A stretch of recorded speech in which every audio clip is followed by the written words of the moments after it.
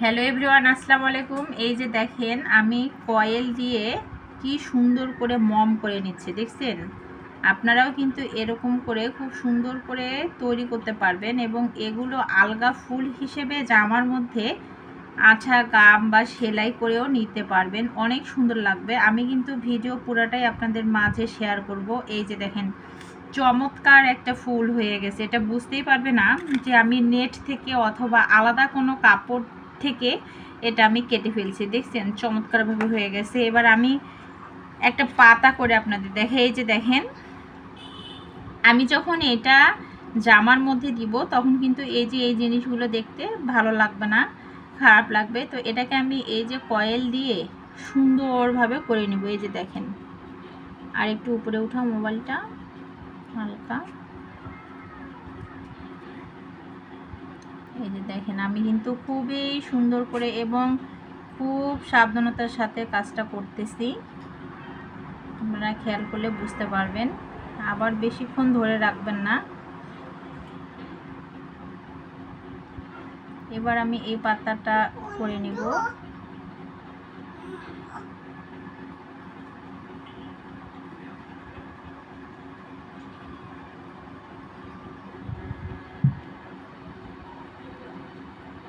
খুব সাবধানে করবেন, দেখবেন হাত যেন পুড়ে না যায়। এই যে দেখেন আমার কিন্তু পাতাটা সুন্দরভাবে হয়ে গেছে। আমি একবারই এটা করব না, আমি সাইডের যে নেটটা আছে সেই নেটটা একদম ভিনিশ করে দিয়ে দিলাম। এই যে দেখেন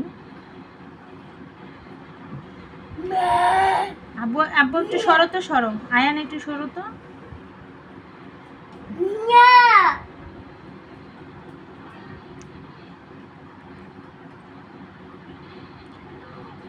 আমি জামাটার যে কাজ করব এটা বেশ অনেক দিন থেকে কাজ করতেছি, এটা কিন্তু দেখতে অনেক সুন্দর লাগবে। এই যে এটা কি বোঝা যাচ্ছে যে আমি নেট থেকে করছি। এরকম করে আমি সবগুলোই করব। এই যে এবার আর একটা করতেছি, দেখেন আমি কিন্তু এগুলো আলাদা নেট থেকে কাটছি, হ্যাঁ, কাটার পরে এটা আলাদা করে করছি। কেটে অনেক দিন রাখছি কিন্তু সময়ের অভাবে আমার কাজটা কমপ্লিট হয়নি। আজকে ভাবলাম যেহেতু বসে আছি, এই যে দেখেন এইটা দেখেন, আর আমি আপনাদের দেখাই। আর এইটা দেখেন, দুইটার মধ্যে দেখছেন পার্থক্য কীরকম? এটা কিন্তু একরকম হয়েছে, এটা এরকম। মানে এটা এই যে আপনারা এইভাবে নেটটাকে একটু পুড়ে ফেললে ব্যাস তৈরি হয়ে যাবে। আমি আর একটা ফুল করে দেখাই। এবার এই ধরনের একটা ফুল,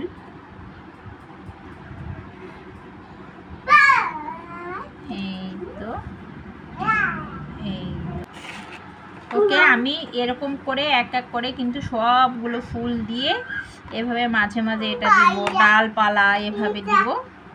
তো আপনারা সঙ্গেই থাকুন আমার। ভিডিওটা আমি এখানেই শেষ করে দিলাম। ভালো থাকবেন, সুস্থ থাকবেন, আল্লাহ হাফেজ, আসসালামু আলাইকুম।